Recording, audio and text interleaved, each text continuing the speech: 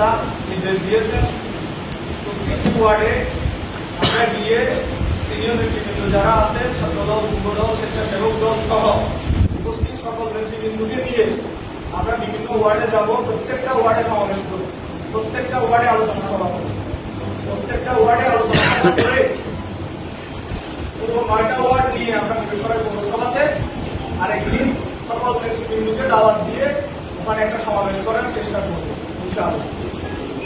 আর জামাত, শুধু জামাত আমাদের প্রতিপক্ষ না, আমরাই আমাদের প্রতিপক্ষ।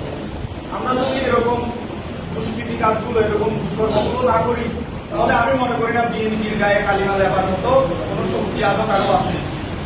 এই অর্জন 17 বছরের অর্জন, এটা শুধু ছাত্র অধিকার আন্দোলনের অর্জন না, এটা আমাদের বিএনপির অর্জন।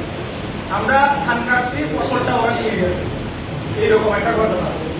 আমাদের মধ্যে যারা এখনো নদী, যাদের এখনো আগের গোছানোর মতো ইয়ে আছে, দয়া করে তারা চলে যান, তারা আমাদের সাথে থাকিয়ে না, অনুরোধ করেন দয়া করে আমাদের গ্রুপে কালিমামুক্ত করবেন। আমাদের গ্রুপে থেকে আমাদেরকে এরকম দুশ্চরিত্রের কালিমা দেখাবেন না আমাদের। এই বলে আমি আমার বক্তব্য শেষ করছি। আসসালামু আলাইকুম।